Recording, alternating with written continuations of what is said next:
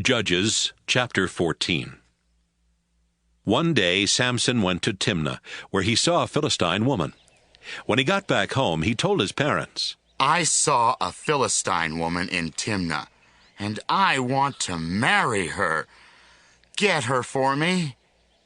His parents answered, There are a lot of women in our clan, and even more in the rest of Israel. Those Philistines are pagans. Why would you want to marry one of their women?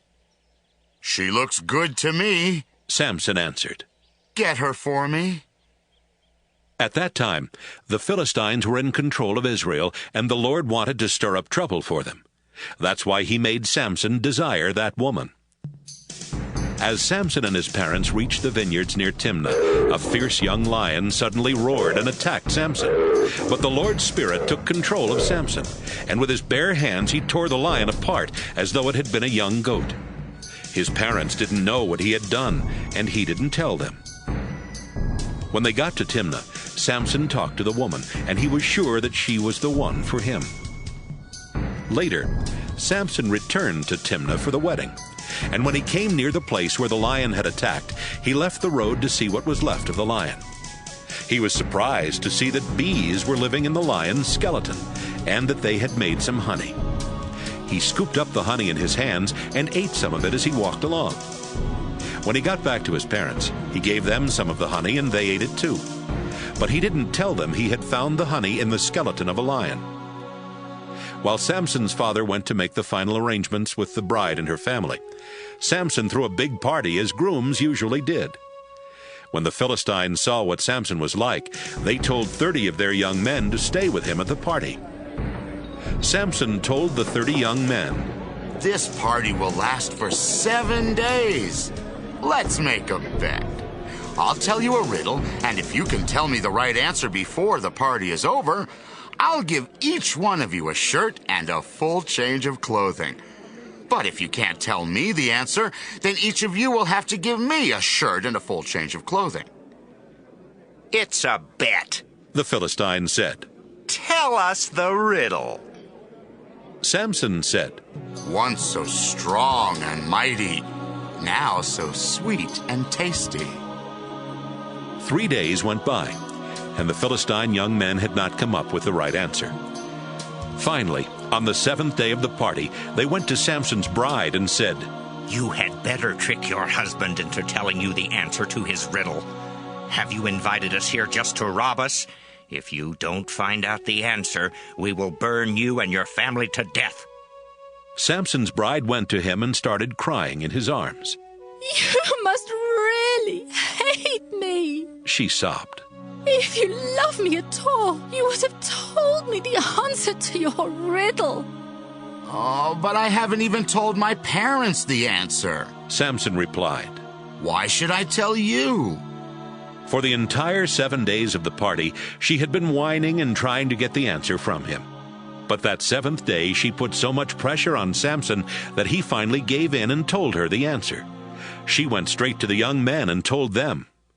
Before sunset that day, the men of the town went to Samson with this answer. A lion is the strongest, honey is the sweetest. Samson replied, This answer you have given me doubtless came from my bride-to-be. Then the Lord's Spirit took control of Samson. He went to Ashkelon, where he killed 30 men and took their clothing. Samson then gave it to the 30 young men at Timnah and stormed back home to his own family. The father of the bride had Samson's wife marry one of the 30 young men that had been at Samson's party. Judges chapter 15. Later during the wheat harvest, Samson went to visit the young woman he thought was still his wife. He brought along a young goat as a gift and said to her father, I want to go into my wife's bedroom. You can't do that, he replied. When you left the way you did, I thought you were divorcing her. So I arranged for her to marry one of the young men who were at your party. But my younger daughter is even prettier, and you can have her as your wife. This time, Samson answered, I have a good reason for really hurting some Philistines. Samson went out and caught 300 foxes and tied them together in pairs with oil-soaked rags around their tails. Then Samson took the foxes into the Philistine wheat fields that were ready to be harvested. He set the rags on fire and let the foxes go.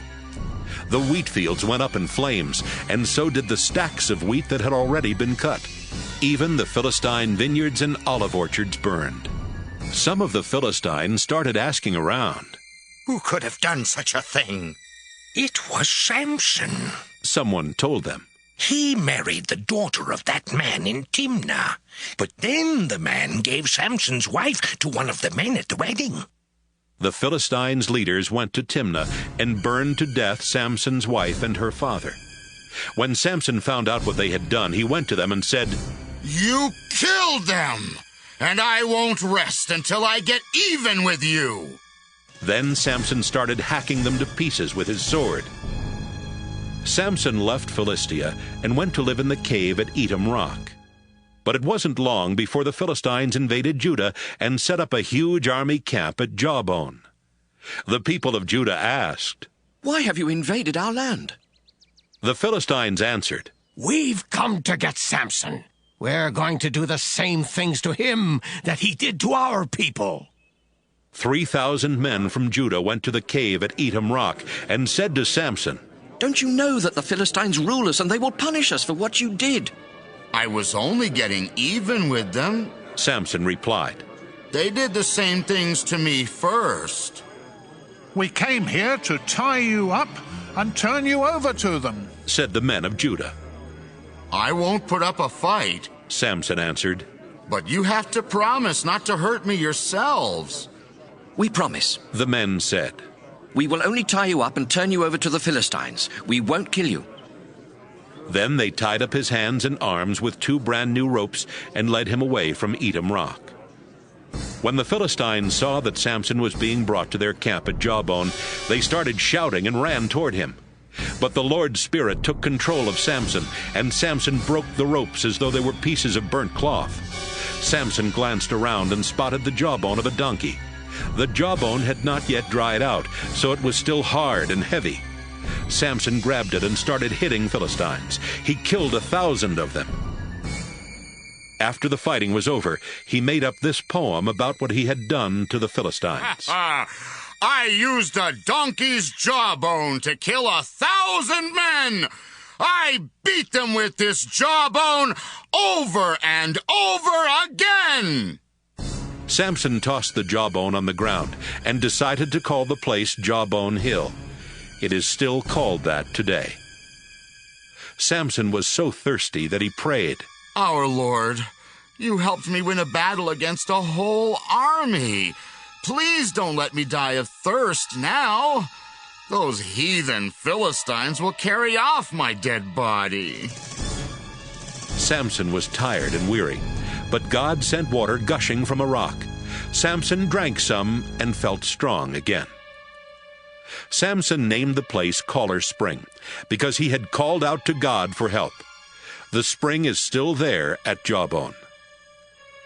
Samson was a leader of Israel for 20 years, but the Philistines were still the rulers of Israel. Judges chapter 16. One day while Samson was in Gaza, he saw a prostitute and went to her house to spend the night. The people who lived in Gaza found out he was there, and they decided to kill him at sunrise. So they went to the city gate and waited all night in the guard rooms on each side of the gate. But Samson got up in the middle of the night and went to the town gate. He pulled the gate doors and doorposts out of the wall and put them on his shoulders.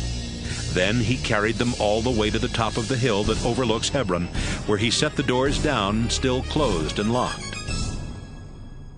Some time later, Samson fell in love with a woman named Delilah, who lived in Sorek Valley. The Philistine rulers went to Delilah and said, Trick Samson into telling you what makes him so strong and what can make him weak. Then we can tie him up so he can't get away. If you find out his secret, we will each give you 1,100 pieces of silver. The next time Samson was at Delilah's house, she asked, Samson, what makes you so strong? How can I tie you up so you can't get away? Come on, you can tell me. Samson answered, If someone ties me up with 7 new bowstrings that have never been dried, it will make me just as weak as anyone else. The Philistine rulers gave 7 new bowstrings to Delilah. They also told some of their soldiers to go to Delilah's house and hide in the room where Samson and Delilah were. If the bowstrings made Samson weak, they would be able to capture him. Delilah tied up Samson with the bowstrings and shouted, Samson, the Philistines are attacking.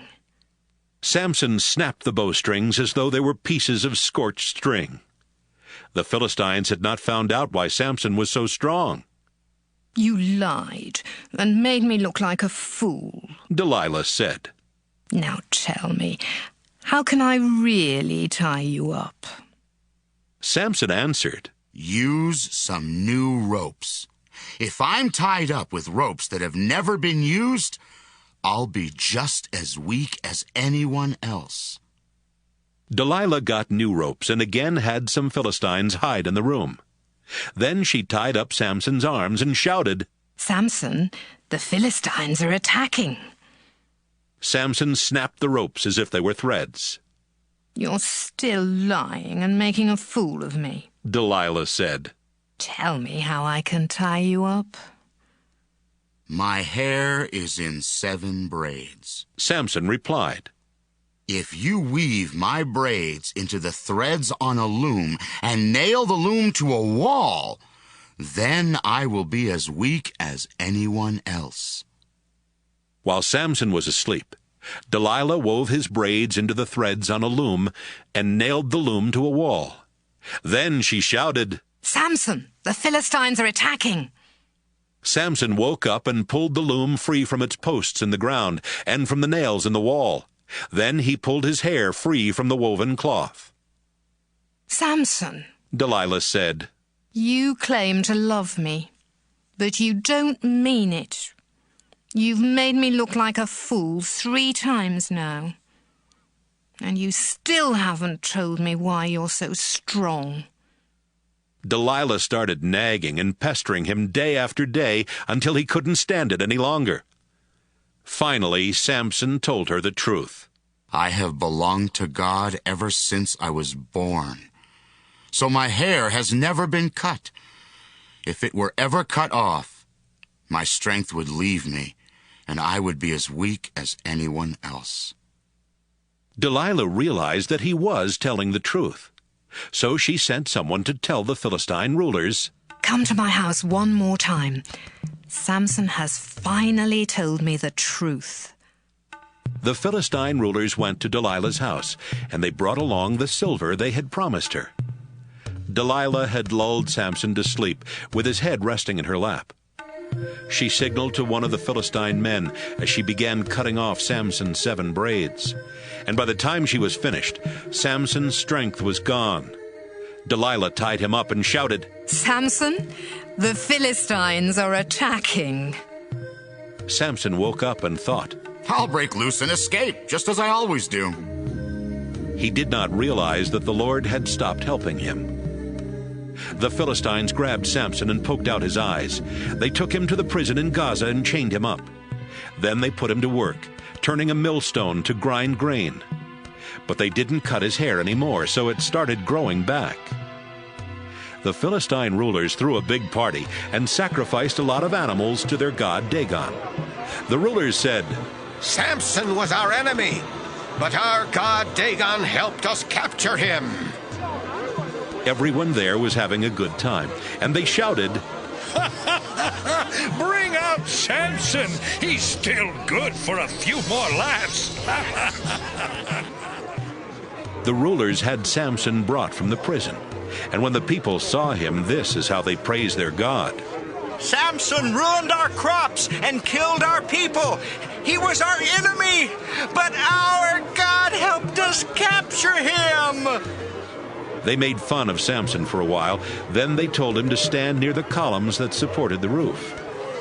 A young man was leading Samson by the hand, and Samson said to him, I need to lean against something. Take me over to the columns that hold up the roof. The Philistine rulers were celebrating in a temple packed with people and with 3,000 more on the flat roof. They had all been watching Samson and making fun of him. Samson prayed, Please remember me, Lord God. The Philistines poked out my eyes, but make me strong one last time so I can take revenge for at least one of my eyes.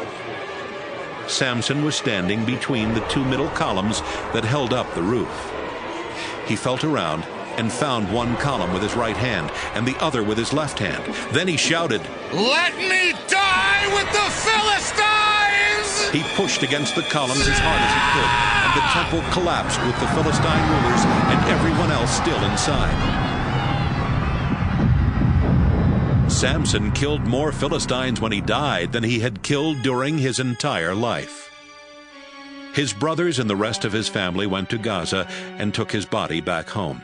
They buried him in his father's tomb, which was located between Zorah and Eshtaol. Samson was a leader of Israel for 20 years.